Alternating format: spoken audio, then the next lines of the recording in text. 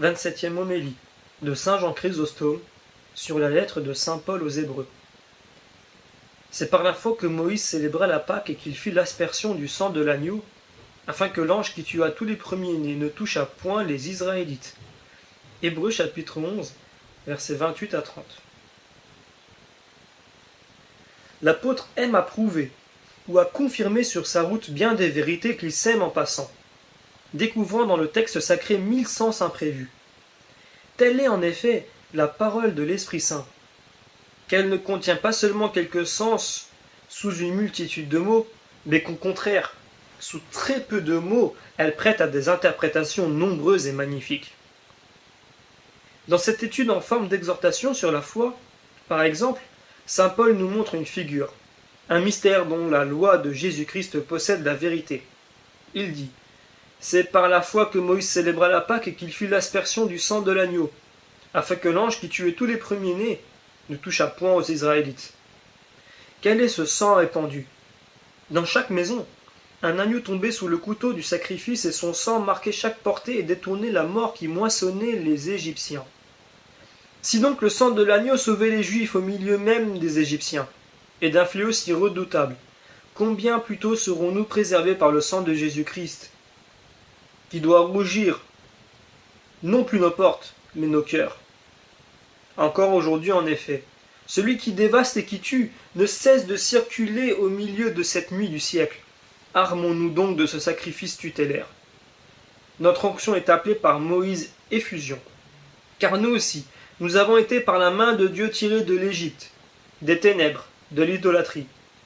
Le rite mosaïque n'était rien en lui-même, mais son effet était grand, puisqu'il sauvait si bien et si parfaitement un grand peuple. Le rite mosaïque n'était qu'une effusion de sang. L'effet, grand et parfait, produisait le salut et la vie, et posait à la mort une défense et un obstacle. L'ange exterminateur craignit le sang, parce qu'il savait de quel autre sang il était la figure. Il recula effrayé à l'idée de la mort du Seigneur, et voilà pourquoi il ne touchait pas les portes marquées de ce signe. Moïse leur avait dit « Faites cette marque », et ils la firent. Et ils trouvèrent confiance et sûreté. Et vous qui avez le sang du véritable agneau, vous n'avez pas confiance? C'est par la foi qu'ils passèrent la mer Rouge, comme sur une terre sèche. Paul de nouveau compare un peuple avec un peuple, afin que les Hébreux ne disent pas « Nous ne pouvons être comme les saints ». Par la foi donc, ils passèrent la mer Rouge comme sur une terre sèche, tandis que les Égyptiens, ayant essayé ce passage, périrent engloutis dans les flots. Verset 29. Paul leur remet en mémoire les souffrances de leurs aïeux en Égypte. Pourquoi parle-t-il de la foi de ceux-ci? C'est qu'en effet ils ont espéré, ils ont demandé avec prière à Dieu de passer ainsi la mer Rouge. Ou pour mieux dire, Moïse a prié en ce sens. Voyez-vous comme la foi surpasse toujours les forces surhumaines, c'est-à-dire notre faiblesse, notre bassesse. Voyez comme les Israélites avaient en même temps et la foi et la crainte des fléaux meurtriers. Ce sang imprimé à chaque porte et ce passage de la mer Rouge vous le démontre assez. Au reste, cette eau de la mer Rouge fut une affreuse vérité et non pas une vision, comme le prouva la mort de ses ennemis qui y périrent noyés. C'est ainsi que les exécuteurs dévorés eux-mêmes par les lions et ceux qui furent brûlés près de la fournaise donnaient une preuve de la vérité, de ces drames affreux, et vous démontraient, comme au cas présent, que tel châtiment sauvait et glorifiait les uns, tandis qu'il donnait aux autres une mort affreuse. Telle est, au reste, la puissance bienfaisante de la foi. C'est quand nous sommes arrivés à la dernière extrémité, de sorte qu'on ne voit plus d'issue possible, c'est à cet instant même que nous sommes délivrés, quand même nous serions aux portes de la mort, quand même notre sort semblerait désespéré, et que tout semblerait perdu sans remède. Quel espoir restait aux Juifs? Peuple désarmé, serré entre les Égyptiens et la mer. Il leur fallait ou se noyer dans la fuite en avant, ou retomber en arrière dans les mains des Égyptiens. Et la foi les délivra et les sauva dans ces circonstances de perplexité et d'angoisse. Pour eux, la mer devint comme une route sur le continent, tandis qu'il engloutit et dévora les Égyptiens dans ses abîmes. Pour les premiers, elle oublia sa nature. Pour les seconds, elle s'armait comme un ennemi. C'est par la foi que les murailles de Jéricho tombèrent par terre, après qu'on eut fait le tour 7 jours durant. Verset 30. Car le son des trompettes, quand même il retentirait pendant 10 siècles, ne peut renverser des murailles, tandis qu'à la foi rien n'est impossible. Vous voyez que la foi varie ses œuvres, non d'après notre logique ou selon les lois de la nature, mais qu'elle opère toujours contre toute attente. Donc maintenant encore, tout arrive contre vos prévisions. Saint Paul voulait de toutes les manières les amener à croire aux espérances à venir. Son discours tout entier n'a pas d'autre but. Il veut montrer que non seulement aujourd'hui, mais que dès le commencement, tous les miracles sont nés de la foi et se sont opérés par elle. C'est par la foi que Rahab, femme débauchée, ne périt pas avec les incrédules, parce qu'elle avait reçu et sauvé les espions de Josué. Verset 31. Il serait honteux qu'on vous vît plus incrédule qu'une femme perdue. Or, elle a entendu ses espions et leurs prophéties, et aussitôt elle y a cru. Et sa foi eut son effet. Tous les autres périrent. Elle seule fut sauvée. Elle ne s'est pas dit « Je partagerai le sort de ta multitude » ou « J'ai les miens à être d'ailleurs ». Et puis, suis-je donc plus sage que tant d'hommes intelligents qui ne croient point, tandis que j'ose croire, moi? Non. Elle n'a ni dit ni fait comme aurait agi ou parlé probablement tout autre à sa place. Elle a cru simplement aux espions et à leur affirmation. Que dirais-je davantage? Le temps me manquera pour continuer ces récits. Verset 32. L'apôtre désormais ne s'apesantira plus sur des citations nominatives, terminant par cette femme perdue dont l'exemple suffit pour couvrir les ébats d'une honte salutaire. Il n'étend plus ses récits de crainte d'allonger sans mesure son discours, mais il n'abandonne pourtant pas les exemples, tout en les parcourant avec une extrême sagesse, et évitant ainsi avec soin un double écueil, celui d'ennuyer par la satiété, et celui de supprimer de nombreuses et fécondes leçons. Il ne se tait donc pas tout à fait, mais il se garde de fatiguer par son discours. Il remplit donc un double but. Car lorsqu'on discute avec énergie, si l'on continue quand même et toujours ce genre agressif, on assomme l'auditeur déjà convaincu, en lui jetant ainsi l'ennui, sans compter que l'on s'expose à passer pour un homme vain, que l'envie de briller fait parler, et non pas le seul désir d'être utile comme cela doit être. Que dirais-je donc? S'écrie-t-il. Le temps me manquera si je veux parler de Gédéon, de Barak, de Samson, de Jephthé, de David, de Samuel et des prophètes. Quelques-uns font un crime à saint Paul de placer dans ce passage les noms de Barak, de Samson et de Jephthé. Mais quoi? Il a bien pu nommer la prostituée, pourquoi pas ceci? Il ne s'agit pas ici de juger leur vie, mais seulement de savoir s'ils ont brillé par leur foi. Et des prophètes, lesquels par la foi ont conquis des royaumes. Vous voyez que l'apôtre ne témoigne pas ici de la beauté de leur vie. Ce n'était pas son but. Il ne voulait que parler de leur foi. Car dites-moi, n'est-ce pas par la foi qu'ils ont tout fait? Et comment? Par la foi ils ont conquis des royaumes. Gédéon, par exemple. Ils ont accompli les devoirs de la justice.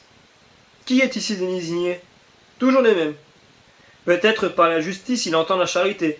Ils ont reçu l'effet des promesses. Je pense que ce trait désigne David. Et de quelle promesse? De celle qui proclamait que sa postérité s'assirait sur son trône.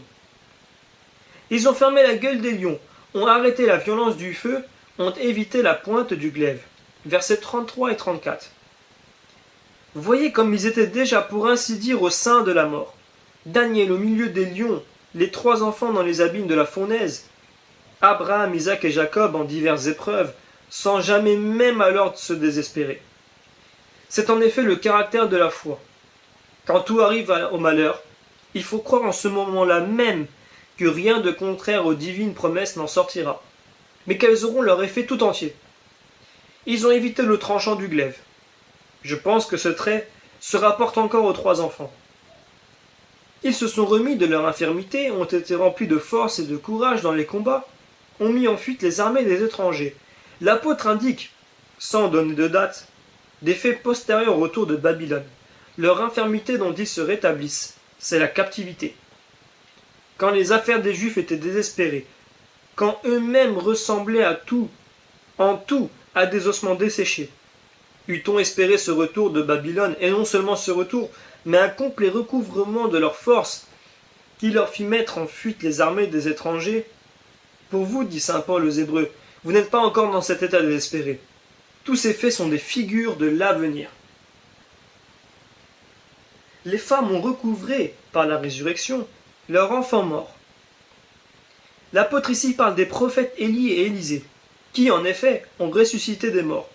Les uns ont été décapités, nous voulons point racheter leur vie présente, afin d'en trouver une meilleure dans la résurrection. Verset 35. Mais non, nous, répondent les Hébreux, nous n'avons pas atteint la résurrection. Eh bien, je puis vous montrer que ces saints aussi ont passé sous la hache, et qui n'ont point accepté la rédemption de ce supplice, afin de trouver une résurrection meilleure. Pourquoi en effet, dites-moi, libres de vivre encore, ne l'ont-ils point voulu? N'est-ce pas parce qu'ils attendent une meilleure vie? Eux qui avaient ressuscité d'autres ont choisi de mourir pour gagner une résurrection bien préférable à celle qui rendit des enfants à leur mère. L'apôtre me paraît ici désigner Jean-Baptiste et Saint Jacques. Car l'apotympanosmos, ici nommé, c'est la décapitation. Ainsi, ils avaient le droit de jouir encore du soleil. Ils pouvaient ne pas accuser les pécheurs et cependant, après avoir ressuscité des morts, ils préfèrent pour eux-mêmes quitter le monde afin de gagner une résurrection meilleure. Les autres ont souffert les moqueries et les fouets, les chaînes et les prisons. Ils ont été lapidés, ils ont été sciés, ils ont été tentés en toute manière. Versets 36 et 37. Il termine par ces exemples, par ceux, remarquez bien, qui sont pour les Hébreux, et plus proches et plus familiers. La grande consolation qu'on puisse vous offrir, en effet, c'est un modèle ayant souffert pour la même cause que vous. Quand même vous présenteriez d'autres traits plus remarquables. Si le martyr a eu une autre raison, vous ne pouvez convaincre. Il finit donc son discours par ces saints, qui ont, dit-il, passé par les liens, les cachots, les fouets, les pierres, désignant ainsi la passion de saint Étienne et de saint Zacharie, et il ajoute, ils sont morts par le tranchant du glaive. Que dites-vous, bienheureux Paul? Les uns ont évité, les autres ont subi la mort sous l'épée. Quelle est votre pensée? Louez-vous la mort subie ou seulement la mort affrontée? Laquelle admirez-vous, de l'une ou de l'autre? L'une et l'autre certainement, répond-il. La mort affrontée, cher Hébreu, c'est pour vous chose toute unie et toute familière. La mort, même subie, est d'ailleurs la plus grande preuve de foi et la figure de nos martyrs à venir. La foi présente en effet ce double miracle. Elle fait de grandes choses. Elle sait grandement souffrir tout en croyant ne souffrir pas. Et vous ne pouvez dire, continue-t-il, que ces hommes fussent des pécheurs et des gens de rien. Quand vous placeriez en face d'eux le monde entier, j'estime qu'ils l'emporteraient dans la balance de la justice. Aussi ajoute-t-il que le monde n'en était pas digne. Que pouvaient donc recevoir, même en cette vie, ceux dont rien au monde n'était digne? L'apôtre ici relève l'âme de ses disciples et leur apprend à ne point s'attacher aux choses présentes. Il veut que leur cœur espère beaucoup mieux que tous les biens du siècle actuel. Non, le monde entier n'est point digne d'eux. Que désiriez-vous donc ici-bas? Ne serait-ce pas vous avilir que de vous donner ici-bas votre récompense? Cessons donc, mes frères, d'occuper nos âmes des vanités de ce monde. N'y cherchons point notre récompense, ne soyons pas mendiants à ce point. Car si le monde entier est indigne des saints, pourquoi demandez-vous une partie de ce monde? C'est admirablement vrai, car les saints sont les amis de Dieu. Par le monde, l'apôtre désigne les masses ou en général la créature. Ces deux sens se trouvent habituellement employés dans l'écriture sainte. Si la création toute entière, avec tous ces hommes, était mise en comparaison, dit-elle, la juste la dépasserait encore en valeur. Vérité encore évidente, car 10 000 livres pesant de paille ou de foin n'équivaudraient pas au prix à 10 perles. Ainsi en est-il de cette masse d'hommes vis-à-vis d'un saint. Un seul homme qui fait la volonté de Dieu, dit encore le sage, vaut mieux que 10 000 impies. Ecclésiaste chapitre 16, verset 3. 10 000 n'est pas un synonyme d'un grand nombre seulement, mais d'une multitude incalculable. Voyez quelle puissance c'est qu'un seul homme juste. Jésus, fils de Navé, a dit que le soleil reste immobile en face de Gabaon, et la lune vis-à-vis de la vallée d'Élom. Ainsi fut-il. Josué chapitre 10, verset 12. Vienne donc ici le monde entier, et même 2, 3, 80 mondes comme le nôtre. Qu'ils parlent ainsi, qu'ils fassent pareille œuvre, mais ils ne le pourront jamais. L'ami de Dieu, lui, commandait aux créatures de son ami. Ou plutôt, il ne fait que prier cet ami divin, et les créatures, servantes de celui-ci, ont obéi. Et l'homme de la terre a commandé au corps céleste. Voyez-vous, au reste, que ces astres sont faits pour l'esclavage, et remplissent un cours tracé d'avance. Le fait de Josué est plus grand qu'aucun miracle de Moïse. Il y a une différence à commander à la mer, ou bien à dicter des lois aux cieux même. Le premier prodige est grand, très grand, mais non égal au second. Or, écoutez la raison de cette grandeur de Josué ou de Jésus. Il portait dans son nom la figure de Jésus-Christ. Pour cette raison, pour ce nom attribué à l'homme, image du Fils de Dieu, la création dut le respecter. Mais quoi? Ce nom de Jésus ne fut-il donc jamais donné qu'à lui? Non, sans doute. Mais ce nom lui fut donné parce qu'il devait être la figure du véritable Sauveur. On l'appelait aussi Osès d'abord. Mais son nom fut changé et ce changement, à son égard, fut une prédication, une prophétie. C'est lui qui fait entrer le peuple dans la terre promise, comme Jésus nous fait entrer au ciel. La loi, non plus que Moïse, n'avait pas ce pouvoir. Ils restèrent dehors. La loi ne pouvait l'ouvrir, mais la grâce seule. Voyez-vous que dans cet âge, dont tant de siècles nous séparent, les figures sont décrites d'avance par le doigt divin? Josué commanda donc à la création, ou pour me dire à la partie principale, au chef même de la création, tout en restant humble, mortel sur la terre, pour que quand vous verrez Jésus lui-même sous les traits de notre humanité, parler avec une autorité sans égale, vous ne soyez ni troublés, ni effrayés. Au reste, Josué, du vivant même de Moïse, bâtit et mit en fuite les ennemis et notre maître aussi. Même du vivant de la loi de Moïse, gouverne tout, mais en secret. Mais soyons la puissance des saints.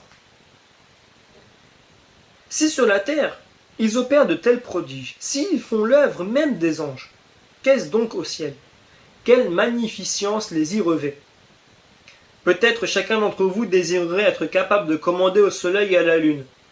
Or, pour le dire en passant, que peuvent dire ici ceux qui font du ciel une sphère? Pourquoi Josué n'a-t-il pas dit seulement que le soleil s'arrête? Pourquoi ajoute-t-il qu'il s'arrête vis-à-vis de Gabaon et la lune en face de la vallée d'Élom, c'est-à-dire que le jour soit prolongé? Ce miracle se produisit à la demande d'Ézéchias. Le soleil même rétrograda. Et toutefois ce miracle étonne, alors encore plus que le précédent.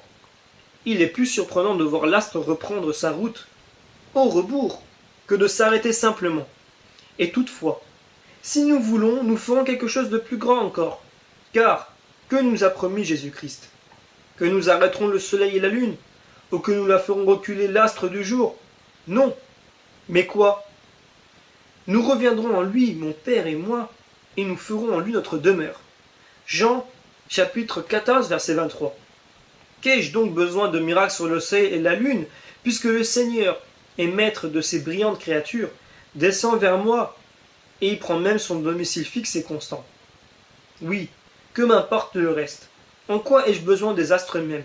Il sera mon soleil et ma lune, ma lumière enfin.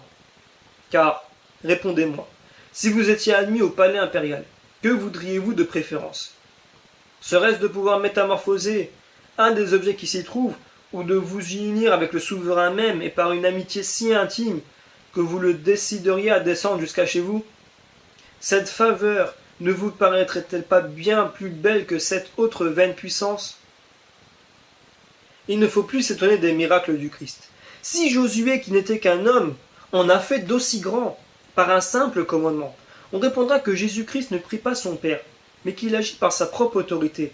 C'est bien. Déclarez qu'il ne prie pas son Père et qu'il agit d'autorité. À mon tour, je vous interrogerai, ou plutôt, je vous enseignerai avec certitude qu'il a prié cependant. Donc cette prière était le rôle de son abaissement et de son incarnation, car il n'était pas inférieur sans doute à l'autre Jésus, fils de Navé. Il pouvait donc nous instruire sans prier lui-même. Mais voici, qu'il vous arrive d'entendre un maître de lecture balbutier, épeler les lettres et les syllabes. Vous ne direz pas que c'est un ignorant? Et s'il demande, où est cette lettre? Vous savez qu'il n'interroge pas parce que lui-même ignore, mais parce qu'il veut instruire son élève. Ainsi Jésus-Christ priait sans avoir besoin de prière, mais pour vous déterminer à être assidu et appliqué à ce devoir, à prier sans relâche, avec pureté de cœur, avec une extrême vigilance. Et cette vigilance ne consiste pas seulement à vous éveiller la nuit, mais à être encore sobre et pur dans vos prières de la journée. Voilà bien être vraiment vigilant, car il peut arriver que, tout en priant la nuit, on ne soit encore qu'un être endormi, et que, de jour on veille, même sans prier. Tel est celui qui dirigera son cœur vers Dieu, pensant avec qui il a l'honneur de s'entretenir, et à qui vont monter ses paroles. Celui qui se souviendra que les anges sont là, pénétrés de crainte et de tremblement, tandis que lui-même s'étire et bâille en approchant de Dieu. Les prières sont des armes puissantes, quand on les fait avec le cœur et l'intention requise. Et pour vous en faire comprendre le pouvoir, jugez-en par ce fait, que l'impudence et l'injustice, la cruauté et l'audace déplacées, cèdent pourtant des prières assidues. Témoin l'aveu du juge inique de l'Évangile, en Luc, chapitre 7, 8, verset 6. La prière triomphe aussi de la paresse, et ce que l'amitié n'obtient pas, une demande assidue et importune l'arrache. S'il ne lui accorde pas la chose à titre d'ami, dit notre Seigneur, il se lèvera cependant pour la lui donner afin de se défaire de ce solliciteur effronté. Luc chapitre 11, verset 8. L'assiduité lui fut méritée une grâce dont il n'était pas digne d'ailleurs. Il n'est pas bien, disait notre Seigneur, de prendre le pain des enfants et de le donner aux chiens. Sans doute, Seigneur, répondait la Cananéenne, mais les petits chiens pourtant mangent les miettes qui tombent de la table de leur maître. Matthieu chapitre 15, versets 26 et 27. Appliquons-nous donc à la prière. Elle nous fournit déjà, je l'ai déjà dit, des armes puissantes, mais à la condition qu'elle se fasse attentivement et assidûment, sans vaine gloire, avec un cœur pur et une parfaite sincérité. La prière triomphe des guerres mêmes. Elle comble de grâce toute une nation bien qu'indigne. J'ai entendu leurs gémissements, dit le Seigneur, et je suis descendu pour les délivrer. Exode chapitre 3, verset 8. La prière est un médicament de salut, un antidote contre le péché, un remède aux fautes commises. Cette veuve laissée seule au monde, Anne la prophétesse, n'avait pas d'autre occupation que de prier. Nous gagnerons tout en effet, si nous prions avec humilité, frappant notre poitrine comme le publicain, empruntant même ses paroles et disant avec lui « Ayez pitié de moi qui ne suis qu'un pécheur ». Luc chapitre 18, verset 13. C'est bien que nous ne soyons pas des publicains, mais nous avons d'autres péchés, non moindres que les leurs. Ne me dites pas que vous avez péché seulement en matière légère. Toute matière défendue offre la nature du péché. On appelle homicide tout aussi vraiment l'assassin de petits enfants que le meurtrier d'un homme fait. On est cupide quand on vole le prochain pour s'enrichir, que les fautes soient petites ou qu'elles soient considérables. Le ressentiment d'une injure reçue par une simple faute, et n'est pas une simple faute, mais un grand péché. Car ceux qui se souviennent avec rancune d'une injure reçue prennent une route qui conduit à la mort. Psaume chapitre 12, verset 28. Et celui qui sans raison se fâche contre son frère s'expose au feu de l'enfer. Matthieu chapitre 5, verset 2. Ainsi que celui qui traite son frère de fou et d'insensé, ainsi enfin qu'une foule d'autres pécheurs. Nous allons même jusqu'à participer indignement à des sacrements merveilleux et redoutables, sans cesser de nous permettre l'envie, la cruelle détraction. Quelques-uns d'entre nous s'enivrent même souvent. Or, une seule de ces fautes suffit à nous chasser du céleste royaume. Et quand elles s'entassent les unes sur les autres, quelle défense peut nous rester encore? Oui, mes frères, nous avons besoin, et à un bien haut degré, de pénitence, de prière, de patience, d'intention persévérante, pour gagner enfin les biens qui nous sont promis. Que chacun de nous s'écrie donc, Seigneur, ayez pitié de moi qui suis un pécheur. Et non seulement, disons-le, mais ayons de notre triste état une vraie et profonde conviction. Et si un autre nous accuse d'être en effet des pécheurs, ne nous irritons point. Ce pénitent, lui aussi, s'entendit accusé par le pharisien qui disait « Je ne suis pas comme ce publicain ». Et il ne s'en est ni fâché, ni même piqué. L'autre lui montrait ironiquement sa blessure. Lui, il en cherchait le remède. Disons donc nous aussi. ayez pitié de moi qui suis un pécheur. Et si un autre nous le dit, n'en soyons pas indignés. Que si nous savons nous accuser comme coupables de fautes sans nom, mais que nous répondions par la colère aux accusations du prochain. Évidemment, nous n'avons ni humilité, ni confession, mais au contraire, ostentation et vaine gloire. Comment direz-vous? Est-ce donc ostentation que de s'appeler pécheur? Oui, c'est ostentation, puisque nous cherchons jusque dans l'humilité, la gloire et l'estime publique. Nous voulons qu'on nous admire, qu'on nous loue. Ici donc encore nous agissons pour la gloire. Qu'est-ce en effet que l'humilité? Consiste-t-elle à supporter les outrages dont on nous accable, à reconnaître nos péchés, à accepter les malédictions? Non, là n'est pas encore l'humilité, mais seulement la grandeur et la simple droiture de l'âme. Nous avons de bouche notre condition de pécheur, notre indignité et nos autres misères semblables. Mais qu'on nous fasse seulement un reproche pareil, nous perdons patience, la colère nous monte. Voyez-vous que notre conduite n'est point une humble confession, pas même un acte de droiture et de franchise. Puisque vous vous êtes déclaré tel, souffrez donc sans colère, quand un autre vous le dise et vous accuse. Vos fautes, en effet, deviennent ainsi moins lourdes à votre conscience, quand vous en acceptez le reproche de la bouche des autres. Ils prennent sur eux votre propre fardeau, et vous font entrer dans la vraie sagesse. Écoutez ce que disait un saint, le roi David, quand Séméi le maudissait. Laissez-le m'insulter. Le Seigneur le lui a commandé afin de voir mon humilité. Le Seigneur me rendra le bien en retour des malédictions que cet homme me lance aujourd'hui. 2 Rois, chapitre 16, verset 10. Et vous, qui dites de vous-même tout le mal imaginable, vous vous emportez parce que vous n'entendez pas des lèvres d'autrui un éloge et des louanges réservées à de grands saints.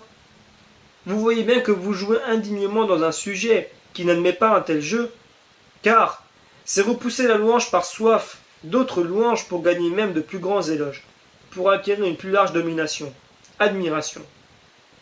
En repoussant ainsi certains compliments, on en a vu de s'en attirer les plus beaux. Nous faisons tout dès lors pour la vanité et non pour la vérité. Dès lors aussi, toutes nos couvres sont vides et douteuses. Je vous en supplie donc, fuyez désormais, du moins, cette vaine gloire, et vivons selon la volonté de Dieu, pour acquérir un jour les biens promis. En Jésus-Christ notre Seigneur. Amen.